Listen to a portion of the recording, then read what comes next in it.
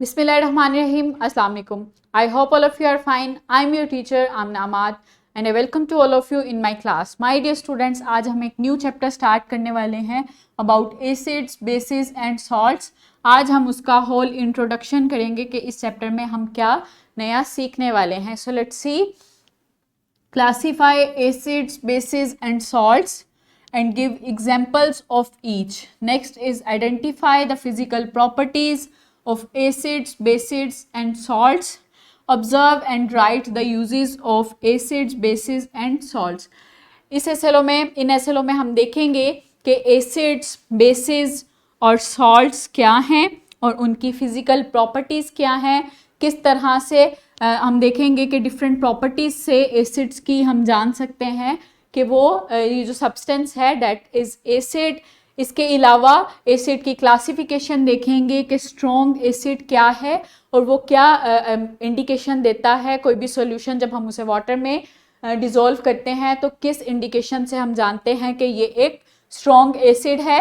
उसके अलावा हम देखेंगे कि वीक एसिड्स क्या हैं और कौन सी इंडिकेशन से हम ये जानते हैं कि that solution is a weak acid. इसके बाद हम देखेंगे कि बेसिस क्या हैं. बेसिस की फिज़िकल प्रॉपर्टीज़ देखेंगे, उनकी जो क्लासिफिकेशन है एज अ वीक बेस और एज अ स्ट्रॉन्ग बेस वो देखेंगे कि वो कौन सी इंडिकेशन है जिसकी मदद से हम ये जान सकते हैं कि that solution is a weak base and that solution is a strong base. So next हम देखेंगे कि सॉल्ट्स क्या हैं, सॉल्ट्स कैसे बनते हैं और सॉल्ट्स की फिज़िकल प्रॉपर्टीज़ पढ़ेंगे और उनके डेली लाइफ में यूजेस पढ़ेंगे. इसी तरह ही हम एसिड्स और बेसिस के भी डेली लाइफ में यूजेस पढ़ेंगे कि किस तरह से डेली लाइफ में हम डिफरेंट प्रोडक्ट्स यूज़ करते हैं जिनमें डिफरेंट एसिड्स, बेसिस और सॉल्ट्स यूज़ होते हैं. Next is describe neutralisation reaction with real life example. उसके बाद हम देखेंगे कि जो डिफरेंट न्यूट्रलाइजेशन रिएक्शंस हैं वो क्या हैं, किस तरह से कोई एसिड बेस के साथ रिएक्ट करके हमें डिफरेंट टाइप्स के सॉल्ट्स देती है और इन न्यूट्रलाइजेशन रिएक्शंस की हमारी डेली लाइफ में क्या इंपॉर्टेंस है, किस तरह से जो डिफरेंट रिएक्शंस होते हैं डेली लाइफ में हम उनको न्यूट्रलाइज करने के लिए डिफरेंट बेसिस का यूज़ करते हैं. इसके अलावा जो लाइक आर्नस्टिंग जो एसिड छोड़ती है उसको न्यूट्रलाइज करने के लिए हम बेस का इस्तेमाल करते हैं. तो ये सब डेली लाइफ में डिफरेंट रिएक्शंस होते हैं दैट आर न्यूट्रलाइजेशन रिएक्शंस. तो उनके बारे में हम देखेंगे. Next is define pH and its ranges with reference to indicators.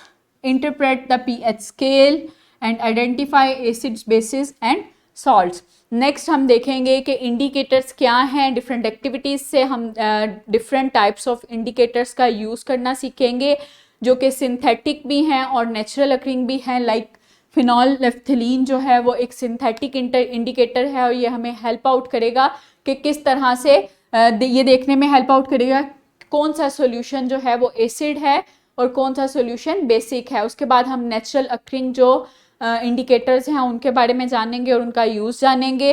Next हम pH स्केल और pH का यूज़ जानेंगे कि pH जो है वो क्या है और pH स्केल किस तरह से हेल्प आउट करता है ये जानने के लिए कि कौन सा सॉल्यूशन कितना एसिडिक है और कितना बेसिक है. उस पर हम डिफरेंट एक्सपेरिमेंट्स करेंगे और इस एसएलओ को कवर करेंगे. So I hope you enjoyed the introduction. Stay tuned for next lecture. Thank you so much. Allah Hafiz.